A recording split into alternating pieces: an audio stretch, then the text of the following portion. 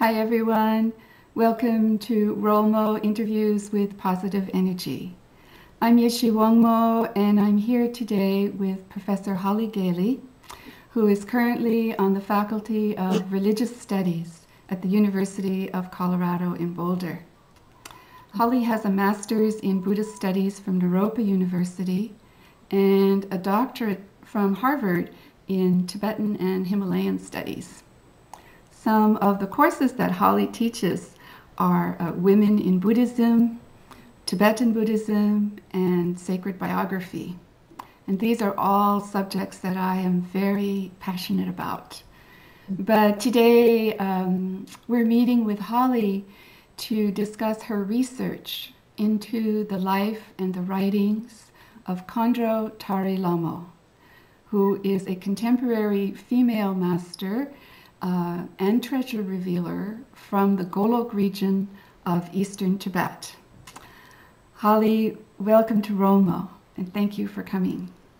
Thank you so much. I'm so happy to be here. Thanks.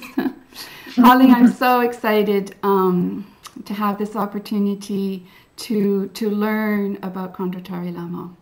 But first of all, before we delve into that, I'd just like to know a little bit about your own connection with Khandro Tare Lhamo. And I know that as a scholar, it seems that there are not many people in the United States who are researching the subject of women in Tibetan Buddhism. And in fact, there are not that many women in Tibet, in Tibetan Buddhism in Tibet also, who are well known. So it seems to me that we have a few select women in this country studying and researching into a few select women in Tibet. And that's a very exciting image for me. There's so much work that needs to be done to recover the lost feminine in Tibetan Buddhism. And I'm so excited about this topic, and I'd like to know, how did you come to engage in this topic? Mm-hmm. Yeah, there is a huge interest in women in Tibet, and I think there's a dearth of literary sources. So I think there would be a lot more scholars involved in this study once we start to uncover more sources about women's lives. So I feel, very fortunate actually to have stumbled on the life of Khandro Tare Lhamo and very honored to translate her biography and also research her life. And it was a pure accident or auspicious coincidence, as they sometimes call it. That I was in a class with Janet Gyatso at Harvard, and we were reading some of the few women biographies that we have. And we started on Khandro Tare Lhamo's biography. We didn't get far, but I got very excited, and I was one of the few women in the PhD program at that time. And so I asked Janet, can I pursue this? Can I look further into it? And she was very encouraging. And I went to Golok in 2004 to meet Namchol Jigme Phuntsok, her husband. So she had passed away already in 2002. And when I got there, we actually arrived on a Dakini day, and we were received with a great warmth. And I actually wanted to get the copy of her collected works, which at that point, we didn't have a complete collection. The TBRC, the Tibetan Buddhist Resource Center, had a partial collection. So that was my main goal of that trip, just to see where she had lived and see if I could access more textual sources. And he was so welcoming. He gave me the entire collection of their treasure corpus, their revelations, also the entire collection of her father's revelations in 16 volumes.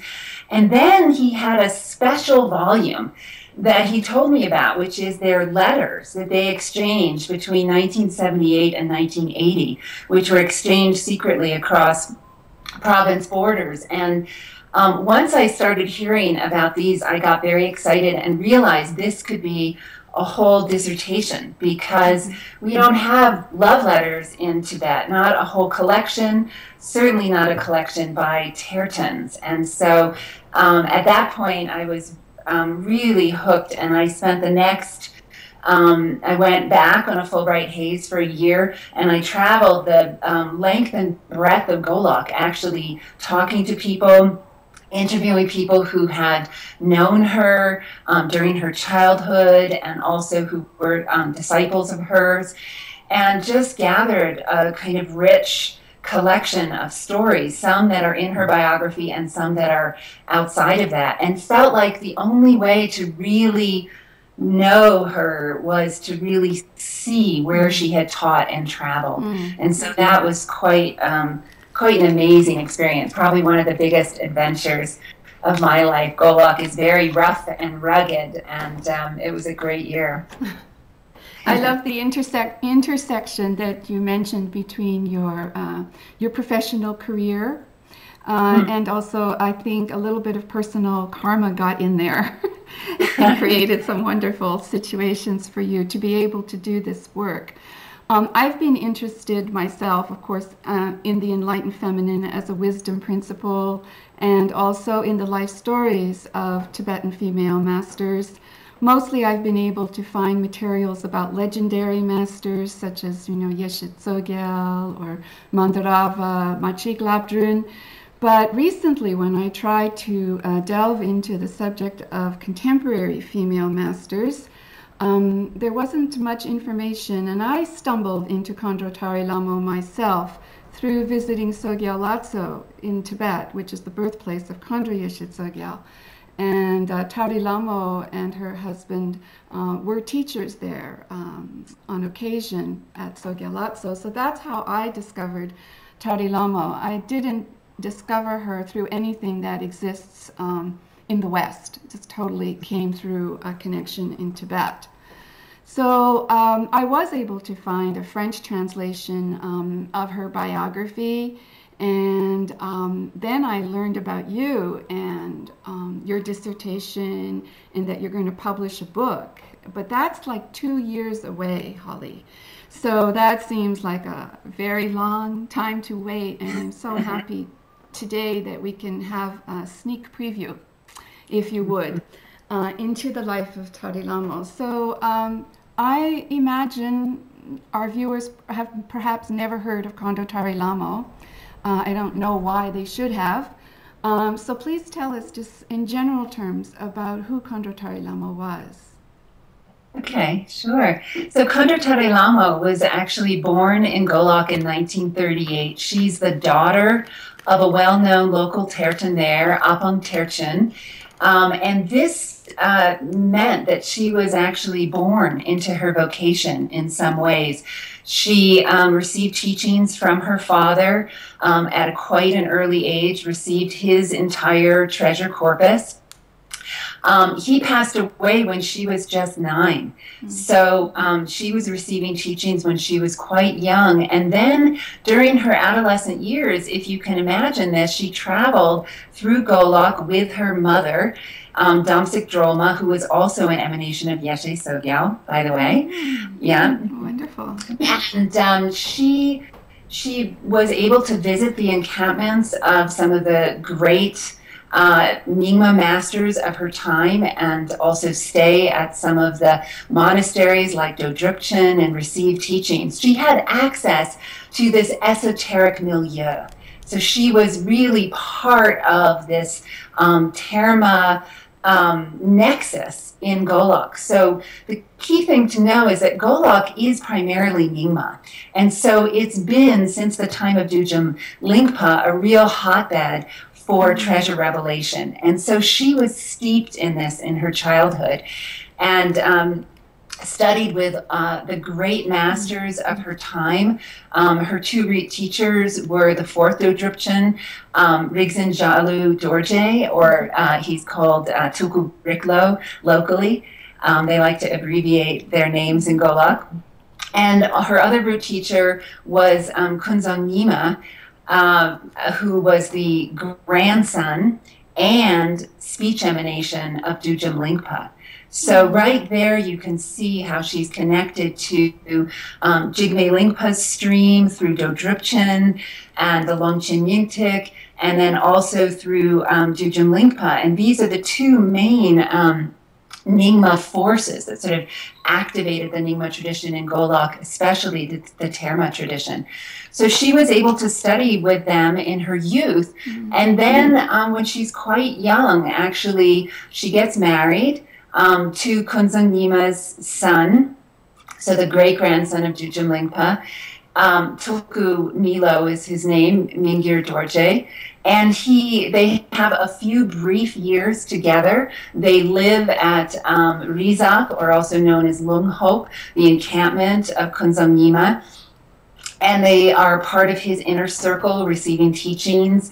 So in Golok, there are these encampments around the retreat place of a great master, and they were part of that. And then, of course, 1958 rolls around, and she's just 20. And many of the lamas of her generation are actually imprisoned and die in prison. And this includes her 3 brothers and her husband. And during that time also, her 2 teachers passed away, one in prison and one naturally. So her whole life, her whole world collapses at that point, and she becomes a black hat, which means she's looked on as a reactionary, and she's condemned to forced labor. And so she lives as a nomad through the years leading up to and including the Cultural Revolution. And these are intensely difficult times. There's famine in Golok. They're subjected to hard labor, most of the Tibetans, especially the former elites. And she survives through this time. In fact, because she's a woman, she's not subjected to the same harsh treatment. She's not imprisoned miraculously. And because of this, she's really looked to by her community, as a beacon of hope. And she remains the Khandroma of her homeland. And then it said, in 1978, I was told that she did a Padmasambhava feast with her inner circle. Her son had passed away by this point, the son she had had with Tulku Milo. And at that point, she had a feast. She was really at her last resort, and she was wondering what to do. And in this feast, she received a prophecy that times would change. And because of this, she gets renewed hope. She sends a letter to Namtrol Jigme Phuntsok, who lives in Serta. And this is not Khenpo Jigme Phuntsok, the famous Khenpo of Larang Buddhist Academy, but another Jigme Phuntsok of the same name, who's a Tulku Namkai Ningpo Tulku. And they start up a conversation that's wrapped up in prophecies about their future revelations, and then they come to live together in 1980, and they spend the rest of their lives together, traveling and teaching together, revealing treasures, and becoming really some of the main figures of the Buddhist revival in Golok. Wow, that is a very I would say it's very unique, her life story. I think, would you tell us a little bit? She was an emanation of Yeshe Tsogyal, and then also she is a relationship with Sarah Khandro also, is that right? Right. She's related to a number of figures. So she's first and foremost an emanation of Yeshe Tsogyal, and that connects her also as an emanation to Samantabhadri, Vajravarahi, and Sarasvati. So these are important figures. I think of them as female antecedents that create a kind of cultural space for female religious authority in Golok. They make her make sense as a great master. And then in more proximate antecedents, she's the rebirth of two figures in Golok, one male and one female. So Sarah Khandro has at least three different emanations, and one of them is Khandro Tare Lhamo, although Khandro Tare Lhamo was born before Sarah Khandro passed away, so that's an interesting wrinkle.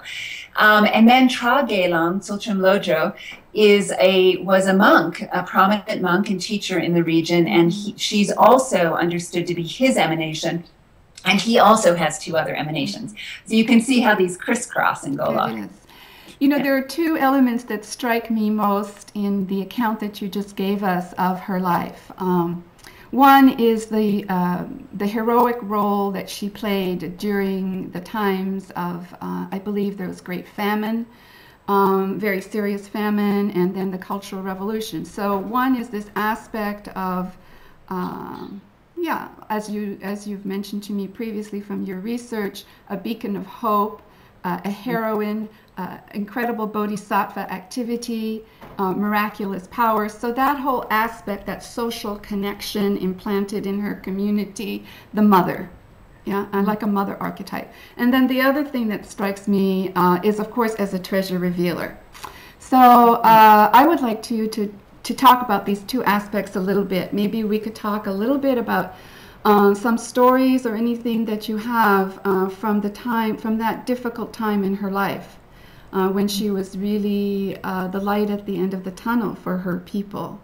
And then maybe we could go on to some questions about her as a treasure revealer. Yeah, wonderful. I think the paradigm that is most evoked in relation to her is the Dakini, or the Khandro. And this, of course, involves miraculous siddhi, and also a sense of being able to appear in the visions of others. So the kinds of stories that are told about her run the gamut. For example, one that's in her Namtar, or Story of Complete Liberation, is that she was able to cook some rice and feed a whole community with that. So that's a kind of loaves and fish type of story. But even more interesting, I found, I met with the family that she stayed with while she was a herder. And one of the old women was saying that she would go to sleep at night and appear as if she was dead. She would be cold to the touch. And during these times, she would go on these visionary journeys to different realms. And then she would bring back sacred substances. And those sacred substances she would share with others, and they would nourish them and fill them. Yeah, so those are amazing kinds of things to imagine at a time of famine. Much more mundane, she had this friend called Achung who lost her yak a couple of times and called on Khandro Tare Lhamo by a nickname, Adze. So one time she lost her yak, and I got this story just right from her mouth, and she sent her son to look for them, and then she lost her son. And she was desperate, and she cried out, Adze, please help me. And then she walked home, and lo and behold, at home were her son and her yak. And in some sense, you could say, well, that's not a miracle at all. But the important thing is that's how she was regarded, as someone that could be called on for the most mundane, intimate matters, for aid. And then there are other stories, some in her Namtar and some outside of her Namtar, in which she appeared in the visions of those lamas who were imprisoned. So one story I was told, actually this old doctor in Padma County sang me this haunting song that he composed, a prayer to Khandro Tare Lhamo. And he told me that she had given him a piece of hair, her hair, and that he had kept it in a gao, or a little amulet, on his that he would wear. But when he went to prison, he wasn't allowed to wear that, so he stitched it into his coat. And he said because of that, actually, he feels like he survived. And he also had a gold ring from her that he said the Chinese again and again tried to pull off, and it would never come off his finger. And as soon as he was released from prison, he could pull it on and off at will. So really amazing to think, you know, somebody who spent 18 years in prison was living off of the thought of being protected by this Khandro. You know, what's really wonderful about the work that you're doing too, of course, you know, tracking the sources and doing the translations and the academic research, but you're combining this with actually traveling to Golok and meeting people who knew Tare Lhamo and accessing a whole oral history, you know, so it's a double whammy, everything that you can, well, and it's so exciting. It's important because her Namtar is quite short, and especially stories in the Cultural Revolution, they're kept to a minimum. So there really is a living tradition that has much more than's available in the literary tradition. And I think this is the key to women in Tibet, also in general, is that the oral sources are much richer than the literary ones. Let's talk a little bit about her life with her husband, Namto Jimmy Phuntsol Rinpoche. It seems from reading of his biography that there were a lot of prophecies about their connections from previous lifetimes, many, many, many lifetimes, and a lot of very specific prophecies that they would unite in this lifetime. And that from that time, their joint activity as a couple, a teaching couple, the mother and father gurus or Yabyum gurus, traveling constantly, giving empowerments, teachings, transmissions, building stupas, taking care of people, helping them to stop smoking or whatever, you know, all this like gamut of activity. And then in that too, then I read about treasure revelations. So were most of her treasures revealed during her time with Namtrol Rinpoche? Are there some that precede that? And did you ever, I read there were earth treasures too, so I would love to know if you've seen any of these earth treasures and things like that. Yeah.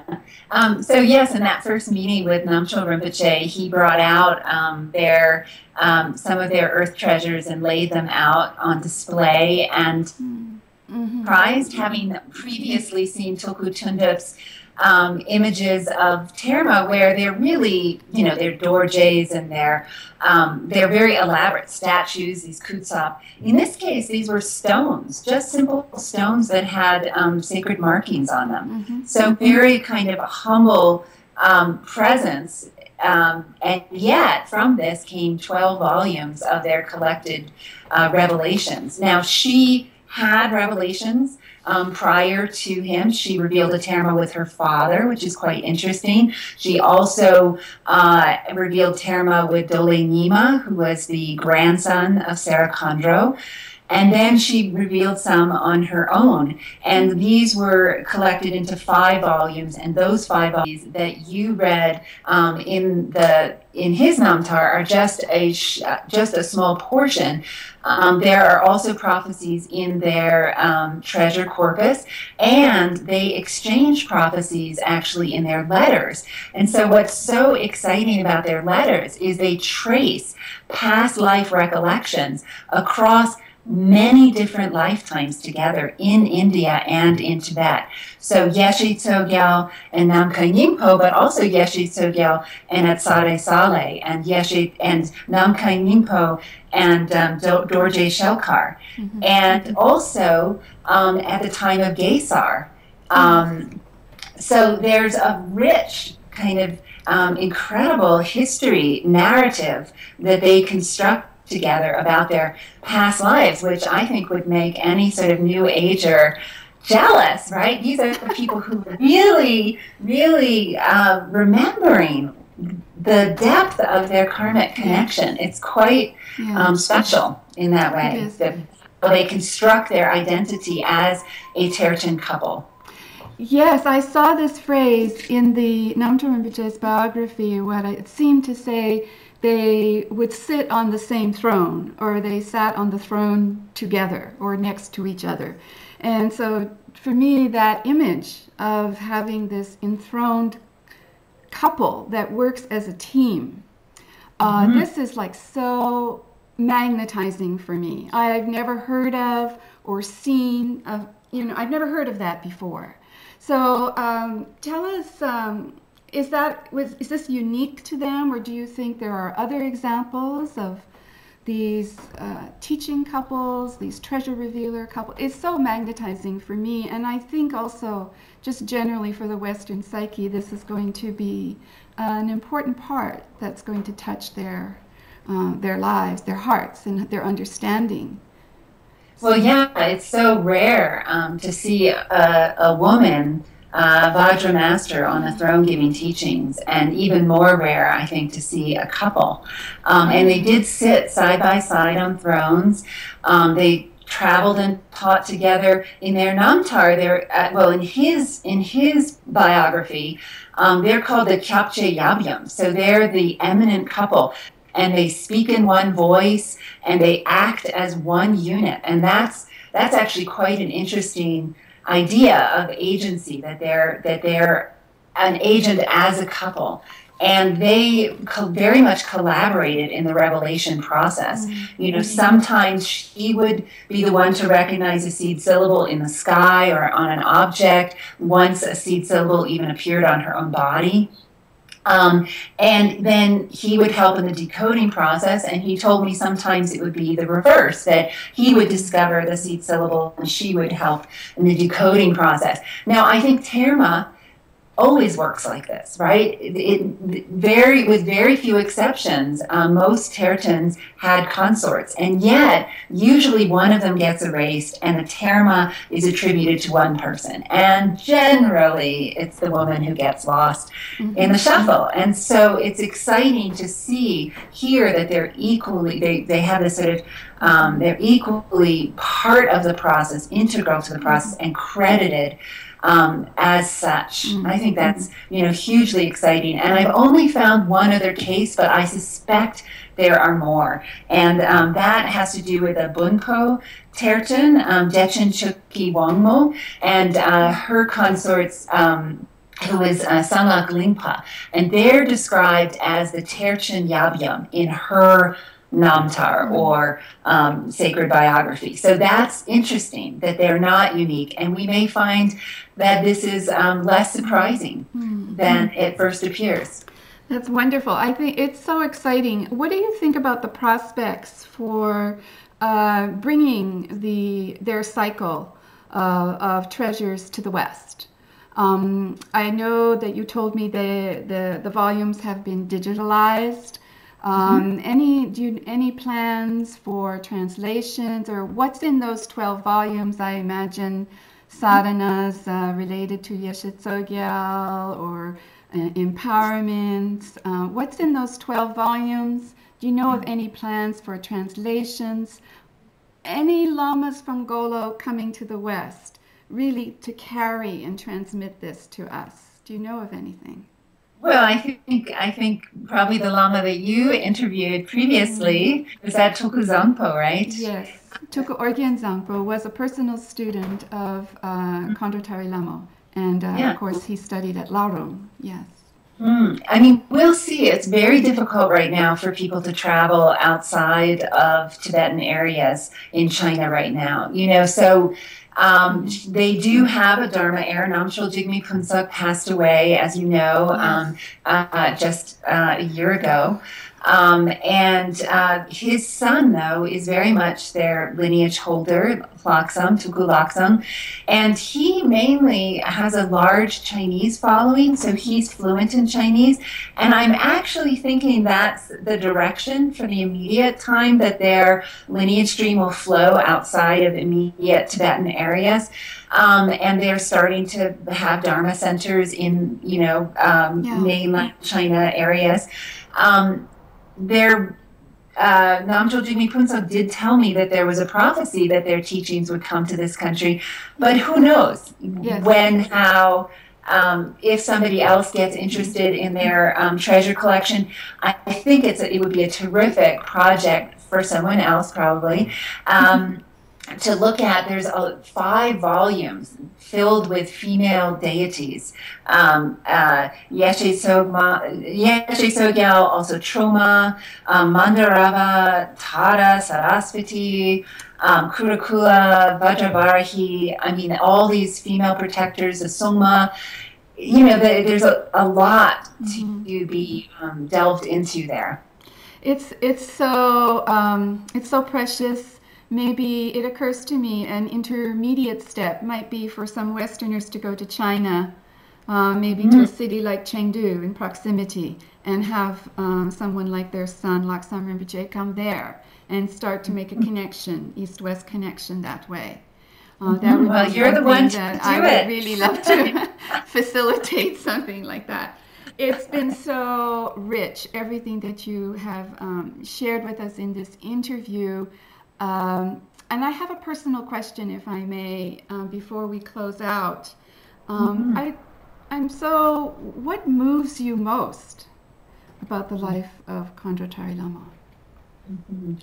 I have to say, the 2 parts of her life. The first part, when she is up against all odds, yak herding, under incredible stress and pressure, and with little to eat, and worrying about her whole community, that she was able to really stay the course and really keep others at the forefront of her mind. Every story that I've heard shows how much she really cared about the people around her, and continued to actually practice even though that was forbidden, and did all of that secretly at great risk. And so to think of just that she really is a true heroine. You don't even have to believe the miracles, but just to think that somebody like that, could survive, and then survive with such kind of joy and optimism that she could then lead this revival and fall in love at the age of 40. So that's when their courtship happened. She was not. I love that just you call it love. thing. It seems so un-Tibetan, but I were make intimately the whole close. argument. It is love. Oh, It wonderful. really is. They actually not only exchanged prophecies in their letters, but these wonderful ditties that are fashioned on Amdo love songs. They are absolutely wonderful. And will we be seeing this in your book, Holly?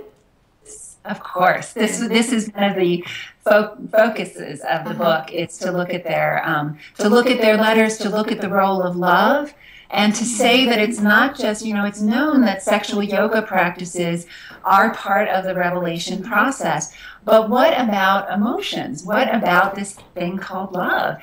And actually, that plays an important role for them in their revelation process. And so to think about, the Western idiom of the muse, that this is something that one finds in Tibetan literature. And what is the second aspect of her life story? You mentioned you had 2. Oh, that was it. The love was The the love second part. Okay. Yeah. Oh, well, it's exciting on, as they say, outer, inner, and secret levels, this life story of Khandro Tare Lhamo. Your book, how can you have a title? How long are we going to have to wait here? And how can we stay in touch with you and your wonderful research? Thank you. I think your estimate was probably right, around 2 years out. Its tentative title is The Lives and Letters of a Visionary Buddhist Couple in Contemporary Tibet. It's a little bit of a mouthful. I wonder if the editor will just change it into something like Tibetan Love Letters. We'll see. It's very much just in manuscript form and almost ready to send off. Well, I suspect that you and I will be staying in touch. We share a passion about this subject, and I think a Dharma connection. So as soon as anything becomes available, be it an excerpt, a preview, or anything that you can share with me, I will share it with our Jnanasukha Sangha all over the world. And that way, I think everybody is so excited to learn about this. And I feel very optimistic about not only learning about it, but actually connecting with it and actually receiving the blessings too for the purposes of our spiritual path. So it's just exciting on so many levels. And I thank you so much for giving of yourself, of your life, to this pursuit, and for giving to Rolmo interviews today and to me. Well, thank you very, very much. Thank you so much for having me. Yeah, wonderful. Thank you. Bye-bye, Holly. Bye.